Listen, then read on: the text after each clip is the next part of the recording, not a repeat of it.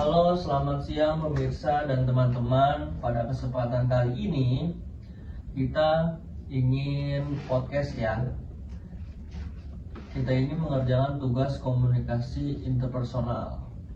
Di sini ada saya, Nicodemus Laperkau. Di sini ada Edward Clay, Marlen.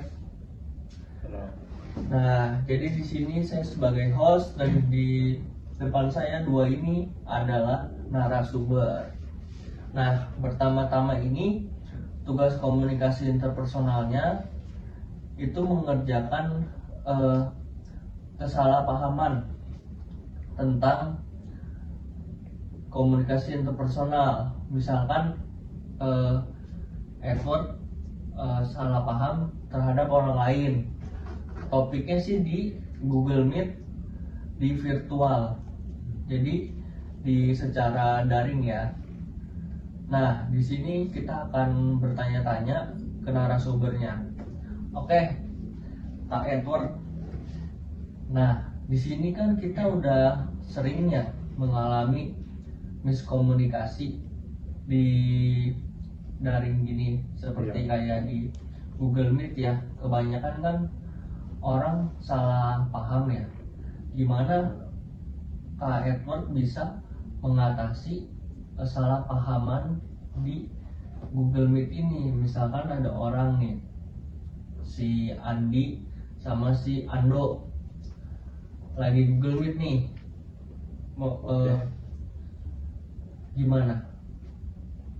Jadi yang pertama-tama kan kita lagi Google Meet kan. Nah, di situ yang peserta di dalam Google Meet itu harus memperhatikan dengan jelas, terus mendengarkan dengan baik juga apa yang disampaikan, agar pesan yang disampaikan itu bisa sesuai dengan apa yang diharapkan, dan juga terhindar dari miskomunikasi. Seperti kalau di Google Meet kan kita biasa ada tugas-tugas yang diberikan kan. Nah, itu tujuannya biar si anggota atau pesertanya ini bisa memahami dengan baik apa yang diperlukan gitu. Oke. Boleh nambahin sedikit? Boleh. Sebenarnya yang dikatakan tadi benar, cuma ada tambahan sedikit. Kalau misalnya dengan Google Meet itu kan membutuhkan yang namanya sinyal. Jadi dengan sinyal kita bisa mendengarkan materi dan penjelasan apa yang dilakukan dengan Google Meet ini. Jadi tidak hanya sekedar kita memahami, tidak hanya sekedar kita fokus, tapi juga kita butuh yang namanya sinyal. Karena dengan sinyal yang baik, maka kefokusan kita di dalam memahami di Google Meet ini dapat berjalan dengan baik. Betul. Selain itu kan yang seperti kasus-kasus yang kita alami itu biasanya kalau terkait dosen sama mahasiswa ya, itu kadang dosen lagi ngejelasin terus mahasiswanya ada yang keluar atau tidur. Nah, di situ mahasiswanya tuh nggak perhatiin dengan baik apa yang disampaikan. Jadi kalau misalnya ada tugas itu mereka kayak kurang paham, ini instruksinya gimana sih, cara ngerjainnya gimana, terus deadline-nya juga nggak diperhatiin, jadi seringkali kelewat gitu. Nah, itu hal yang jadi Keterbatasannya. ya jadi penyebab miskomunikasi itu. Oke. Jadi miskomunikasi bukan hanya tentang kesalahpahaman ya, tapi memang dari dianya pengen tidur, harusnya belajar malah tidur, malah ngilang gitu. Iya. Jadi memang kalau buat itu sebenarnya nggak ada masalah, karena dia juga kan nggak ngedengerin. Iya. Jadi nggak paham. Ya begitu. Ya namanya mahasiswa ya begitu ya. Kalau buat terkait koneksi itu bisa dibantu dengan beli kuota yang lebih baik lagi. Iya. Selain itu pilih kartunya juga yang udah inilah, yang mantep lah ya. yang Nah, kalau buat itu sih Edward dan Marlev udah ada pengalaman ya berarti ya. Mungkin dosen lagi ngejelasin tidur ngilang. Nah, kalau komunikasi itu miskomunikasi yang sering terjadi biasanya sih yang terjadi pada Marlev nih, kayak teman-teman lagi, kadang kan kita nggak tahu di luar kayak gimana ya, atau ada lagi mati lampu, atau hujan mungkin kan. iya kadang koneksinya terganggu. Kalau itu sih bukan miskomunikasi lagi, mau join aja susah karena nggak ada internet. Ya. Salah satu buat kita join daring itu ya harus ada internet, kalau nggak ada akses. Itu pasti miskomunikasinya banyak banget tuh, terjadi kesalahpahaman. Misalkan tadinya dia harus dengerin komunikasi instruksi dari dosen A sampai Z, tapi dia A aja nggak nyampe karena kan koneksinya nggak dapet ya, karena hujan, karena biasanya karena apa aja tuh nggak dapet koneksi. Mungkin bisa jadi kayak suasana tempat kita yang dimana mungkin terpencil atau ya, jadi di daerah-daerah yang gimana ya, Kurang lah, ya kurang lah, kurang koneksinya. benar Biasanya kurang koneksi, terus juga pengaruh cuaca ya, ya, Ya, itu juga bisa. pengaruh cuaca, hujan, terus juga kadang konslet ya. Nah ya itu sih miskomunikasi yang susah buat dipahami, karena memang dari kondisi dia di lingkungan ya itu juga nggak mendukung dari koneksinya ya. Jadi instruksi dari dosen misalnya lagi zoom nih, kuotanya nggak dapet, ya nggak bisa dia mau dengerin komunikasi. Apa nih kira-kira solusinya untuk mengantisipasi supaya tidak terjadi keterhambatan Google Meet atau daring lain-lainnya nih, mau virtual meeting? Apa nih koko-koko? Ya, jadi kalau solusi buat mengatasi itu kayak jaringan yang kurang bagus atau ya lemot lah ya. Itu sebelum mulai kelas ataupun Zoom, mendingan cari tempat yang sinyalnya cukup baik lah. Jadi bisa mendukung proses Google Meet itu. Proper ya, Ya, proper. Oke. Selain itu biasanya kalau dari tempat sama dari kartunya itu ngaruh nggak sih? Misalkan kayak kartu 3 kuota yang 3 GB, 4 GB, 5 GB itu biasanya ngaruh juga kan ya? Kalau buat kuota sih nggak ngaruh ya. Itu ngaruhnya ke kartu. Kayak ke kartu ya. Kalau kartu kan ada daerah-daerah yang cuma bisanya Telkomsel kan. Kalau pakai E3 itu kurang bisa. Jadi disarankan buat pakai Telkomsel aja. Telkomsel ya, Iya. yang 4G ya. Nah, ngomong-ngomong nih soal miskomunikasi, selain dari pada kartu itu, biasanya kan miskomunikasi terjadi itu bukan dari kartu aja nih, misalnya kayak kendala koneksi, kendala dari memang orangnya sendiri, misalnya kayak males buat dengerin. Biasanya kan ada yang miskomunikasi kayak gini.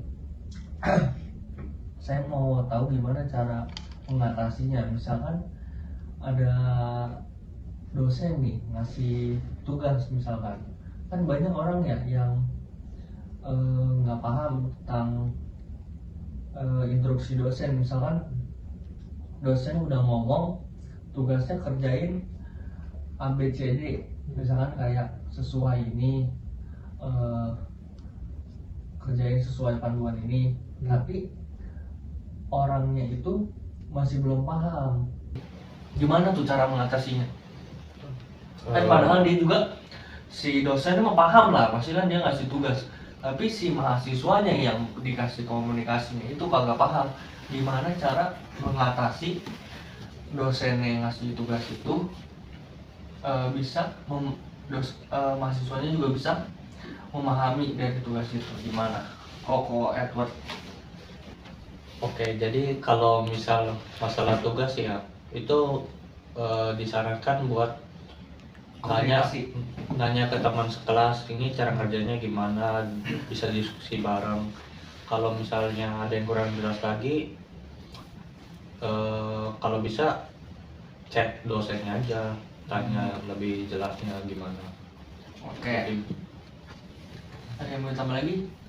Mungkin kalau dari saya sebagai siswa yang sudah berpengalaman seperti ini, mungkin saya bertanya ya, sama seperti tadi yang dibilang, saya bertanya kepada teman, mungkin temannya yang bisa, yang menurut kita percaya sama dia. Misalnya si A ini dilihat dari Google Meet dia Pinter. join, terus juga aktif, jadi kita bertanya sama dia. Kalau misalnya ya mungkin selain itu ya nggak jauh dari bertanya kepada dosen. Oke. Dua-duanya sih saya sih kalau misalkan ditanya sama host pasti saya jawabnya begitu juga sih, jawaban yang bagus.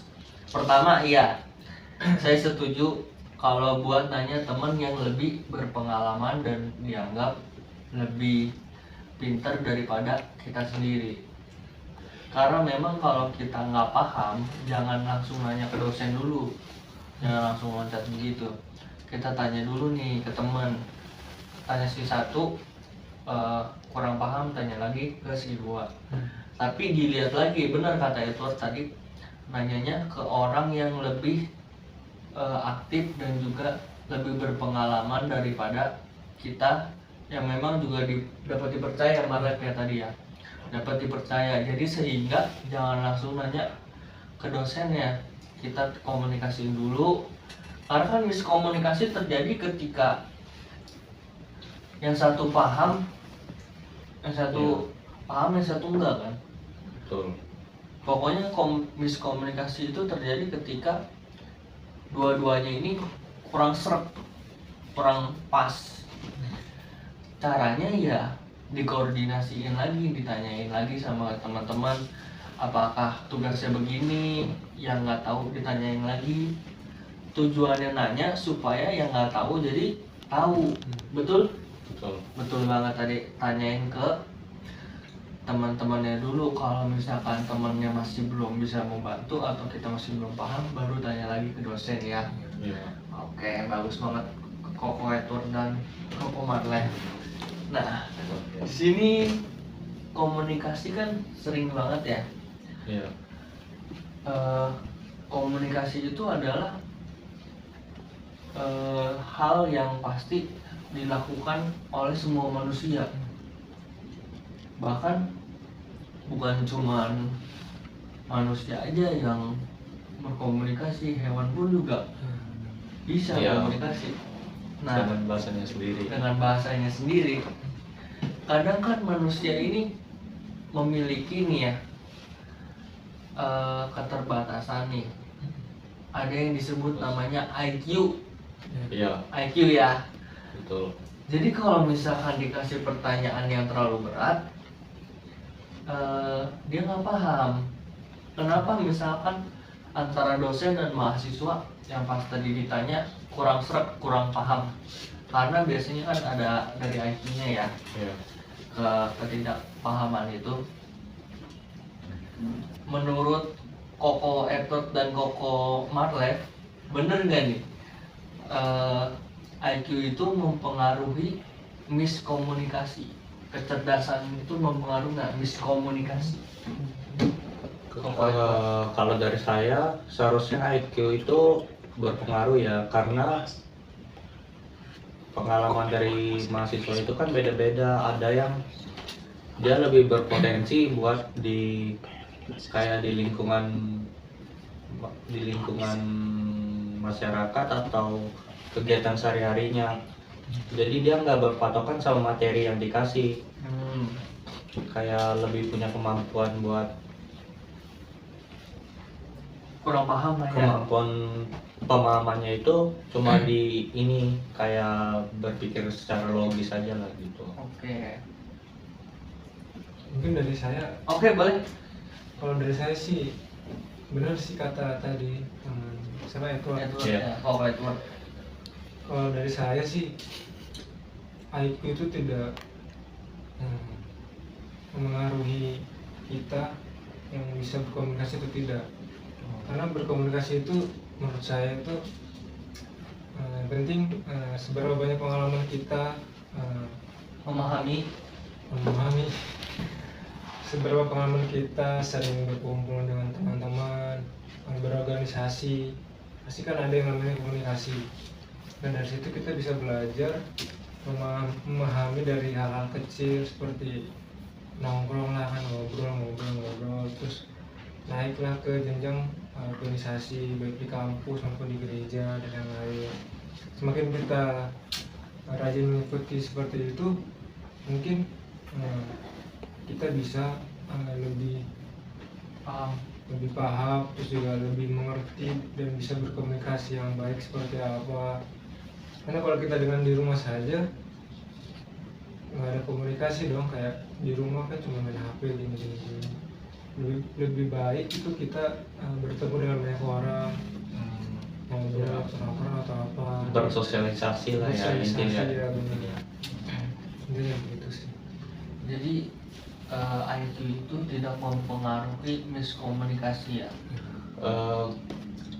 Kurang berpengaruh sih. Kurang berpengaruh. Iya. Kadang kan ada orang yang IQ-nya rendah misalkan gini ya. Iya.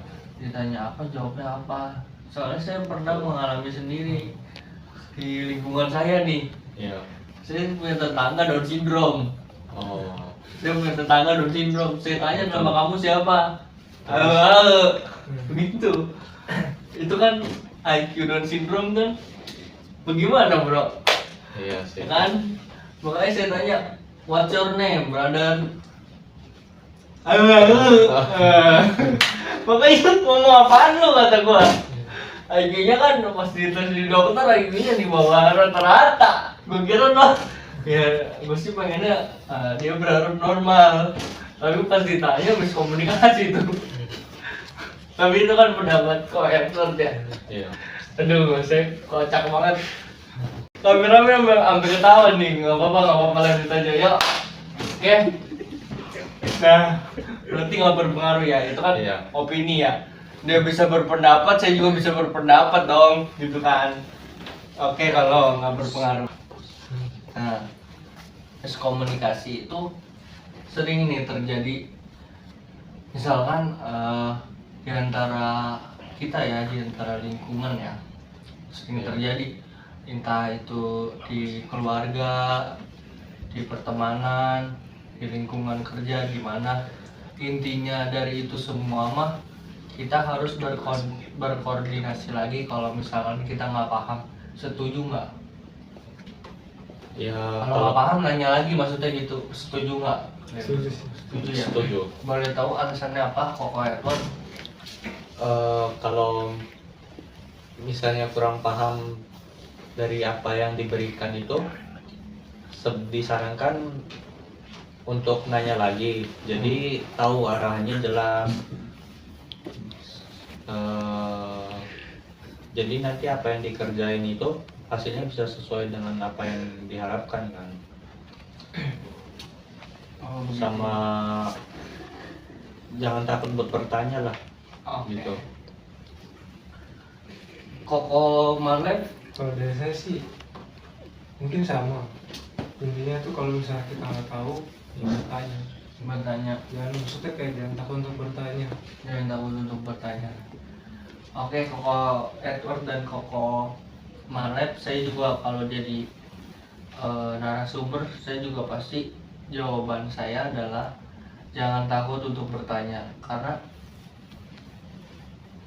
udah ketika kita bertanya itu kita tuh membuka jalan, setuju ya, Setuju. membuka jalan dari yang kita nggak tahu, kita tuh pengen tahu, makanya kita nanya. Jadi buat teman-teman, kesimpulannya adalah ketika kita lagi tidak paham ya atau miskomunikasi terjadi ke dalam hidup kita, kita itu lebih baik disarankan bertanya ya, betul ya, setuju ya. Setuju. Jadi kesimpulannya kalau buat dari kita semua adalah bertanya supaya tidak tersesat dari pahaman. Karena ketika kita nggak paham, kita tuh nanya jadi lebih paham lagi karena kan ada penjelasannya ya. Nah ini ada pertanyaan nih buat Koko Edward sendiri.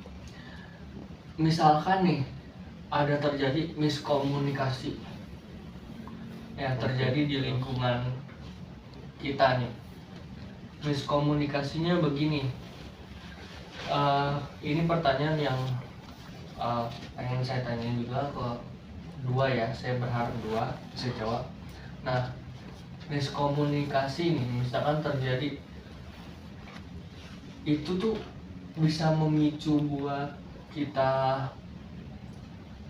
emosi nggak sih sebenarnya? Kadang kan ada orang yang miskomunikasi tapi dia masih tetap santai. Ya. Ada juga yang miskomunikasi tapi marah.